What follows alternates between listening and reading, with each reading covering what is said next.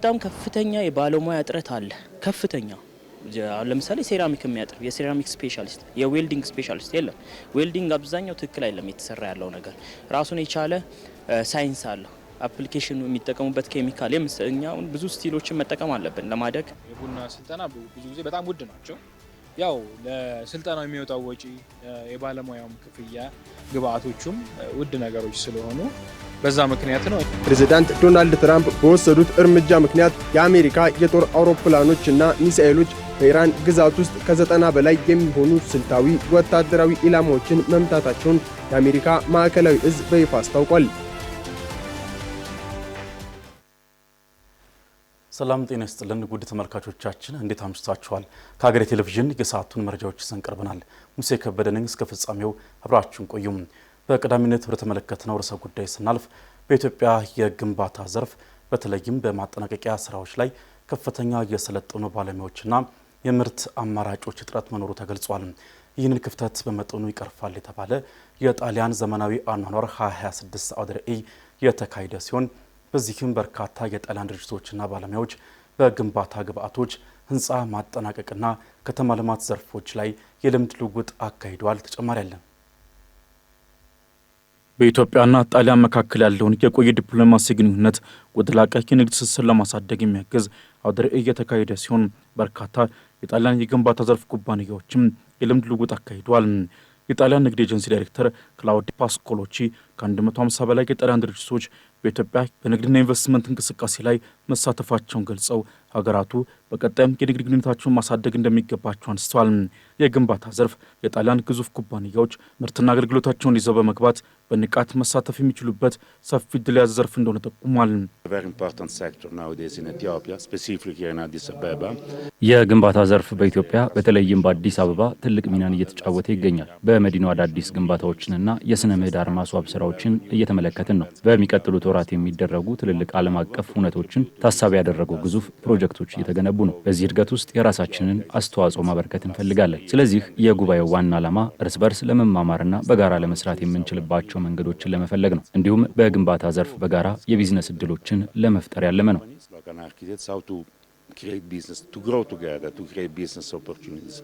የኢትዮጵያ ሲቪል መሐንዲሶች ማህበር ፕሬዚዳንት ኢንጂነር አማኑኤል መኮንን በበኩላቸው በኢትዮጵያ የግንባታ ዘርፍ በተለይም በማጠናቀቂያ ስራዎች ላይ የሰለጠኑ ባለሙያዎች እጥረት መኖሩን በማንሳት የሀገራቱ መሰል የልምድ ልውውጦች ለቴክኖሎጂና እውቀት ሽግግር ትልቅ አስተዋጽኦ ያበረክታል ብሏል። አሁን እኛ ሀገር ላይ በብዛት የኢምፖርትድ የሆኑ ማቴሪያሎች በብዛት የሚወሰኑት በባለሙያ አይደለም፣ በአስመጪው ነው። አስመጪው ሰም ካይንድ ኦፍ ሾርት ቪዲዮዎች የመሳሰሉትን ነገር ያይና ያመጣቸዋል እና ያለው ሊሚትድ ስለሚሆን ያው እንግዲህ ማንኛውንም ነገር ስታከናውን አካባቢ ባለ ነገር ነው ልታከናውን የምችለው ማለት ነው። ያ በዛ ምክንያት ሊሚት ያደርገዋል። አሁን ጂፕሰም የመሳሰሉት ነገሮች ኦልሞስት አልፏቸው ያለፈባቸው የዚህ ኢንቴሪየር ወይንም የቤት ውስጥ የማጠናቀቂያ ስራ ፕሮዳክትና ማቴሪያሎች ናቸው። ግን እንደዚህ አይነት ፕሮግራሞች የተማረውን ሙያው ላይ ያለውንና ቢዝነስ የሚሰራውን የሚያገናኝበት ስለሚሆን የተሻለ ያደርገዋል። ከዚህ ባሻገር ኢትዮጵያ ለውጭ ግንባታ ድርጅቶችና ባለሙያዎች ከፍተኛ የውጭ ምንዛሬ እንደምታወጣ የሚያነሱት ኢንጂነር አማኑኤል የግንባታ ማጠናቀቂያ ስራዎች ላይ ብቁ የሆኑ የሰው ኃይል ለማውጣት የትምህርት ተቋማት ከኢንዱስትሪዎች ጋር ያላቸውን ትስስር ማጠናከር እንዳለባቸው አሳስበዋል። በጣም ከፍተኛ የባለሙያ እጥረት አለ። ከፍተኛ ለምሳሌ ሴራሚክ የሚያጥር የሴራሚክ ስፔሻሊስት የዌልዲንግ ስፔሻሊስት የለም። ዌልዲንግ አብዛኛው ትክክል አይደለም የተሰራ ያለው ነገር ራሱን የቻለ ሳይንስ አለው። አፕሊኬሽኑ የሚጠቀሙበት ኬሚካል የምስኛውን ብዙ ስቲሎችን መጠቀም አለብን ለማደግ። እዛ ላይ ባለሙያዎች ጋፕ አለ። እሱን አጥንቶ የትምህርት ተቋማቶች እንደሱ አይነት ባለሙያዎችን ማፍራት አለባቸው ነው እና ምናልባት አሁንም የተመረቀውንም በተወሰነ ደረጃ ወደ ስኪል ቤስድ ብንሄድ ካደጉት ሀገራት ማየት የትኛው ከሱ በተጨማሪ ግን መጀመሪያ ያልኩት ኢንዱስትሪው ምን ይፈልጋል የሚለውን ነገር በደንብ መጠናት ያለበት ይመስለኛል። የጣሊያን ንግድ ኤጀንሲ ዳይሬክተር ክላውዲዮ እንደሚገልጹትም ኢትዮጵያና ጣሊያን በ2025 ብቻ ከ470 ሚሊዮን ዶላር በላይ የሚገመት የንግድ ልውውጥ አካሂደዋል። የንግድ ትስስሩን በእብነበረድ የማዕድን ማውጣትና ቡና ምርቶች ላይ ለማሳደግ መታቀዱን አክለው አብራርተዋል። We are very interested also fostering certain ከኢትዮጵያ ወደ ጣሊያን የሚገቡ ምርቶችን መጠንም ማሳደግ እንፈልጋለን። ኢትዮጵያ በስፋት የምትታወቅበትን የቡና ምርትን ላብነት መጥቀስ እንችላለን። ሌላው በግንባታው ዘርፍ ወሳኝ የሆኑ ግብዓቶች ናቸው። ከማዕድን ሚኒስቴርና ከአሶሳ ዩኒቨርሲቲ ጋር በመሆን የእብነበረድ ምርት ላይ በስፋት መስራት የሚያስችል ስምምነቶችን እያጠናቀቅን ነው። የጣሊያን ኩባንያ ለምርት ማውጣትና ማቀነባበር የሚውሉ ቴክኖሎጂዎችን በማቅረብ የአካባቢውን የእብነበረድ ሀብት ወደ ገበያ ለማውጣት ትልቅ ፕሮጀክት አቅደናል። በኢትዮጵያ የግንባታ ዘርፍ የሀገር ውስጥ የግንባታ ግብዓቶች ድርሻ 10% ብቻ ሲሆን የንግድ ትስስራቸውን ማጠናከር የቴክኖሎጂ አቅምን በማዳበር ከፍተኛ የውጭ ምንዛሬን ለማዳን ያግዛል ብዬ አስባለሁ።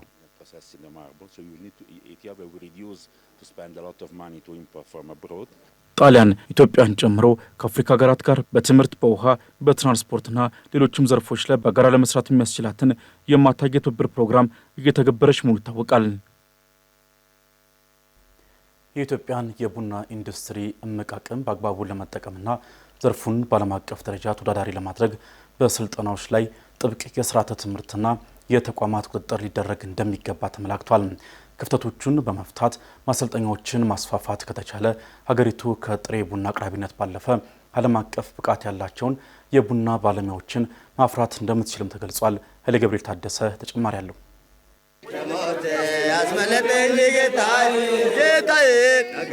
ቡና ለኢትዮጵያውያን የባህል የማህበራዊ ትስስርና የኢኮኖሚ ጀርባ አጥንት መሆኑ እሙን ነው። ኢትዮጵያ የቡና መገኛ ሀገር ከመሆኗን ባሻገር ጥራት ያለው ቡናን ለዓለም አቀፍ ገበያ በማቅረብ ረገድ ስሟ ከቀዳሚዎች ተርታ የሚጠቀስ ነው። ይህን ግዙፍ ሀብት በዘመናዊ መንገድ የሚያስተዳድርና እሴት የሚጨምር የሰለጠነ የሰው ኃይል በማፍራት ረገድ ግን አሁንም ቀሪ ስራዎች ስለመኖራቸው የዘርፉ ባለሙያዎች ይገልጻሉ። ይህንንም ክፍተት ለመሙላት በመንግስትና በግሉ ዘርፍ ባለሙያዎችን የማብቃት ስራዎች እንደሚከናወኑ የሚገልጹት የቶሞካ ቡና የፕሮሞሽንና ማርኬቲንግ ዳይሬክተር አቶ ነቢያት አየለ በዘርፉ የሚሰጡ ስልጠናዎች በአንጻራዊነት ውድ የሚባሉ መሆናቸው በርካታ ባለሙያዎች እንዳይኖሩ ማድረጋቸውን ጠቁመዋል። የቡና ስልጠና ብዙ ጊዜ በጣም ውድ ናቸው።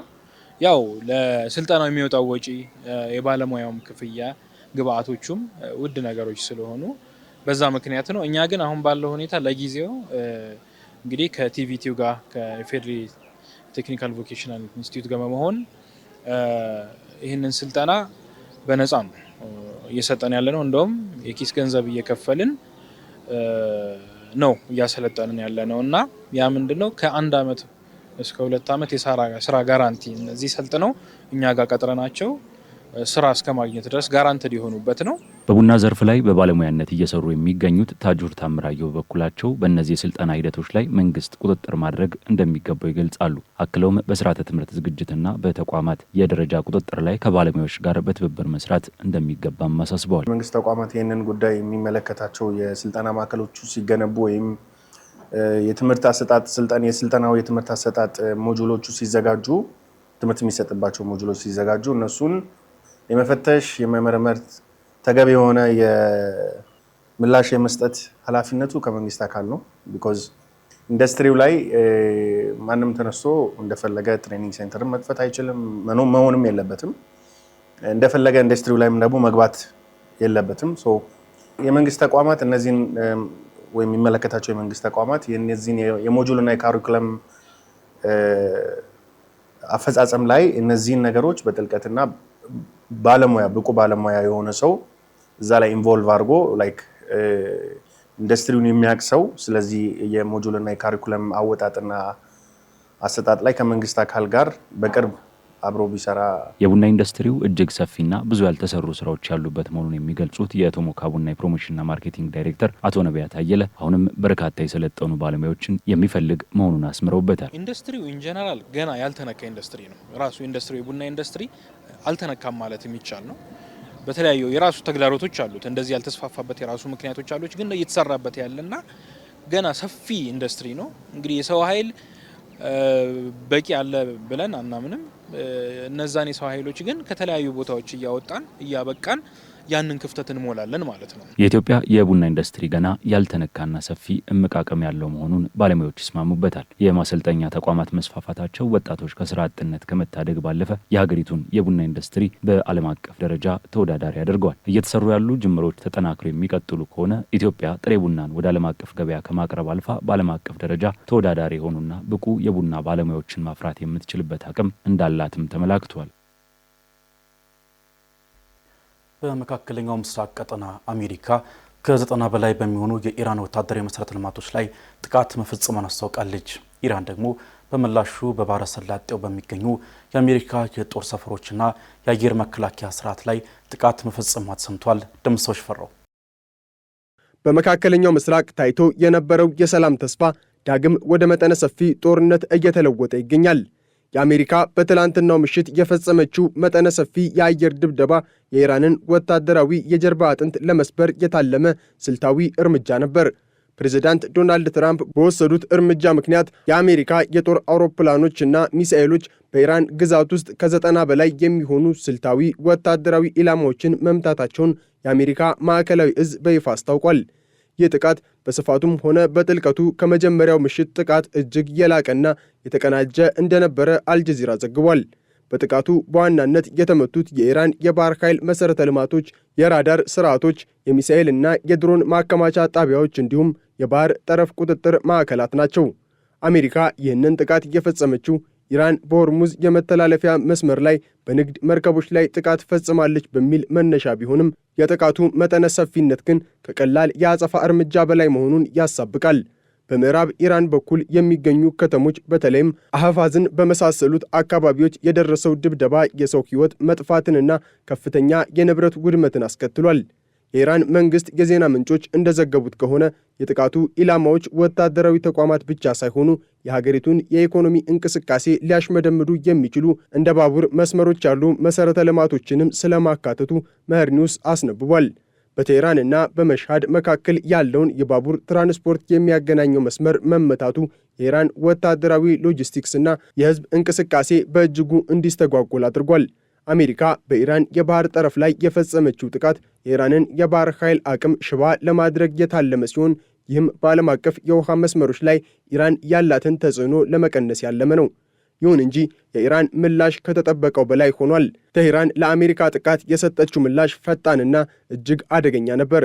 ኢራን የአሜሪካን ጥቃት የሉዓላዊነት ጥሰት እና የጦርነት አዋጅ በማለት ከፈረጀችው በኋላ በባህሬን እና በኩዌት በሚገኙ የአሜሪካ የጦር ሰፈሮች ላይ መጠነ ሰፊ የሚሳኤል እና የድሮን ጥቃቶችን ሰንዝራለች። የኢራን ጦር ባወጣው መግለጫ መሠረትም በኩዌት የሚገኘውን የአሜሪካ ፓትሪዮት የአየር መከላከያ ስርዓት መምታቱን አስታውቋል። በተጨማሪም በኳታር የሚገኝ የቅድመ ማስጠንቀቂያ ሳተላይት አንቴናና በባህሬን የሚገኙ የአሜሪካ ወታደራዊ የነዳጅ ማከማቻ ጋኖች የጥቃቱ ሰለባ ሆኗል። ይህ እርምጃ ኢራን አሁንም ቢሆን የረጅም ርቀት ጥቃት የመሰንዘር አቅም እንዳላት ለዓለም ያሳየችበት ሲሆን በተለይም የአሜሪካን ዘመናዊ የአየር መከላከያ ስርዓት ሰብሮ መግባት መቻሏ የወታደራዊ ተንታኞችን ትኩረት ስቧል። በዚህ ሁሉ ወታደራዊ ፍጥጫ መሃል የፕሬዝዳንት ዶናልድ ትራምፕ ባህሪና ዲፕሎማሲያዊ አካሄድ የዓለምን ማህበረሰብ በከፍተኛ ሁኔታ ግራ እያጋባ እንደሚገኝ ሮይተርስ አስነብቧል። ትራምፕ ኢራናውያን ደውለውልኛል እናም ስምምነት ለማድረግ በጣም ፈልገዋል ብለው ቢናገሩም በተግባር ግን አሜሪካ በኢራን ውስጥ የሚገኙ 90 ኢላማዎችን እየመታችና ትራምፕ ራሳቸው ስራውን እንጨርሰው የሚል ትዕዛዝ እየሰጡ ባሉበት ሁኔታ እንዲህ ያለው ንግግር ምን ያህል እውነትነት አለው የሚል ጥያቄ አስነስቷል። የኢራን ፓርላማ አፈ ጉባኤ መሐመድ ባገር ካሊባፍ አሜሪካን ጉልበተኛና ቃል የማትጠብቅ አገር በማለት የከሰሱ ሲሆን ብትመቱን እንመታቸዋለን በማለት የሰጡት ማስጠንቀቂያ ቴህራን ወደ ኋላ የማለት ፍላጎት እንደሌላት የሚያሳይ መሆኑን የስካይ ኒውስ ዘገባ ያሳያል።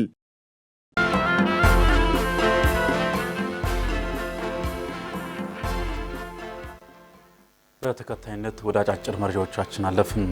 የሃይማኖት ተቋማት ለሀገር ሰላምና አብሮነት የጀመሩትን ተቀራርቦ የመስራት በጎ ልምድ ሊያጠናክሩ እንደሚገባ የሰላም ሚኒስቴር አሳሰበ።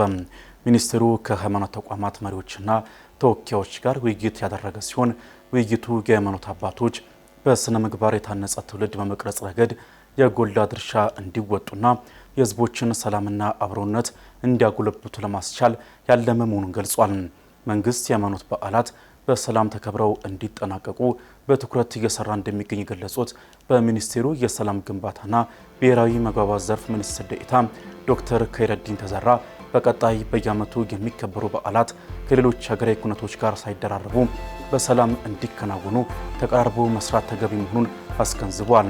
ሁሉም የሃይማኖት ተቋማት ለተወካዮቻቸው በአብሮነት በጋራ ተከባብሮ መኖርና በወሳኝ ሀገራዊ ጉዳዮች ዙሪያ የጀመሩትን ተቀራርበው የመስራት በጎ ልምድን አጠናክረው እንዲቀጥሉም ጥሪ አስተላልፈዋል።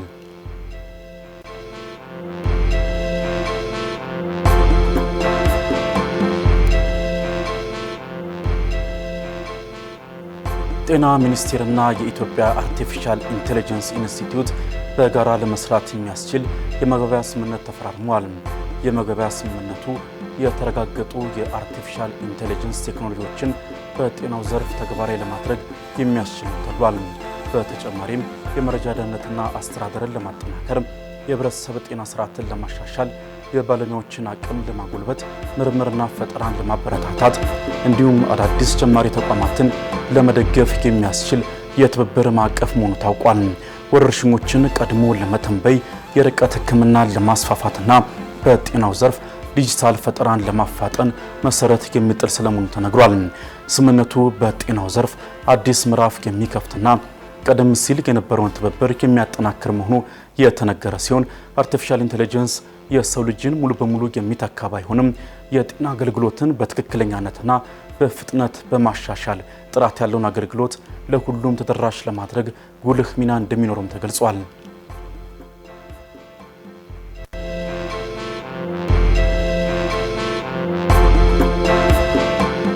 አዲስ አበባ የከተማ ውበትና አረንጓዴ ልማት ቢሮ በዘንድሮ የአረንጓዴ አሻራ መርሃ ግብር 6 ሚሊዮን ችግኞችን ለመትከል አስፈላጊውን ዝግጅት ማጠናቀቁን አስታወቀም። በቢሮው የተፋሰስና አረንጓዴ ልማት ዳይሬክተር የሆኑት ስንታየሁ መንግስቱ እንደገለጹት ቢሮው ለተከላው የሚያስፈልጉ ችግኞችን በራሱ አቅም በ11ዱም ክፍለ ከተሞች በሚገኙ የችግኝ ጣቢያዎቹ ሲያፈላልቅ ቆይቷል። በአሁኑ ወቅትም ከተቀመጠው የ6 ሚሊዮን ችግኞች እቅድ ውስጥም 5.8 ሚሊዮኑ በቢሮ የችግኝ ጣቢያዎች ተዘጋጅተው ለተከላ ደርሰዋል ብለዋል። ዳይሬክተሯ አክለውም ችግኞቹ በከተማ ውስጥ ባሉ የቢሮ ጣቢያዎች መዘጋጀታቸው ከአካባቢው አየር ጸባይ ጋር በቀላሉ እንዲላመዱና የጽድቀት መጠናቸው ከፍተኛ እንዲሆን ከማድረጉ ባለፈ ተቋሙ ለችግኝ ግዢ ያወጣ የነበረውን ወጪ በእጅጉ እንደሚቀንስ ገልጸዋል። ቢሮው ከችግኝ ተከላው ባለፈ የተተከሉ ችግኞች በአግባቡ እንዲጸድቁ የ20ና 50 ሜትር ራዲየስ መመሪያን በማውጣት ህብረተሰቡና ተቋማት በአካባቢያቸው ያሉ አረንጓዴ ቦታዎችን እንዲንከባከቡም የግንዛቤ ማስጨበጫ ስራዎችን እየሰራ መሆኑን አክለው ገልጸዋል።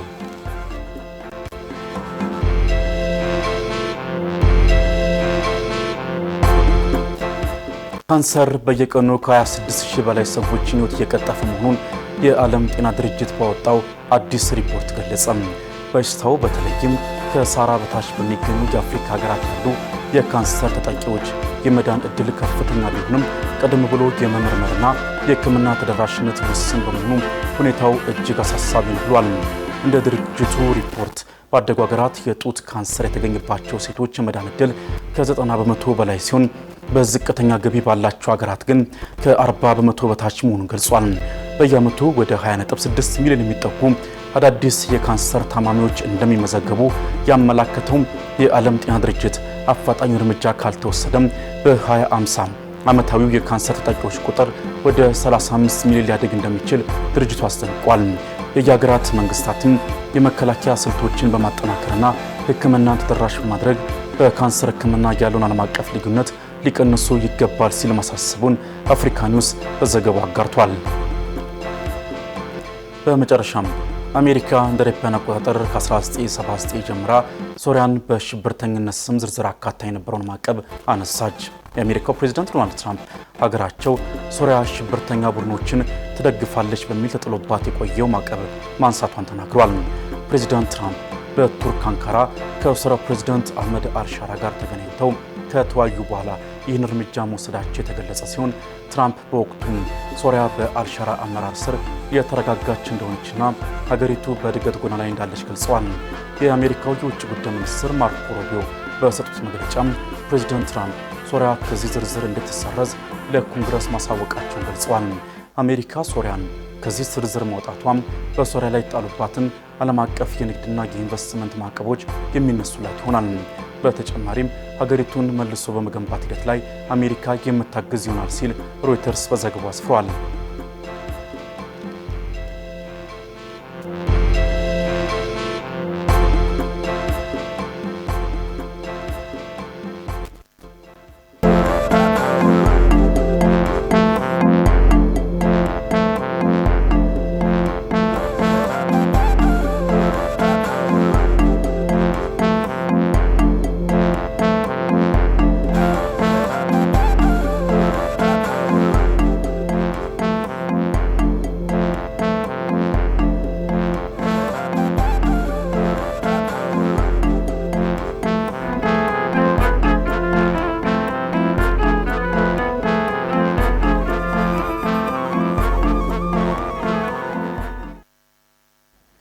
ሃይዳቲድ ሲስት በውሾች ውስጥ በሚኖሩ ትላትሎች አማካኝነት የሚከሰት በሽታ ነው።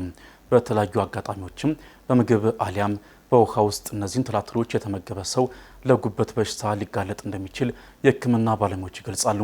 ለመሆኑ ሃይዳቲድ ሲስት ምንድን ነው? መተላለፊያ መንገድ ውስጥ የሚለውን በተመለከተ የዛሬው የጤና አዳም ጥንቅራችን ዳስሷል። ወደ ዞን ለፍ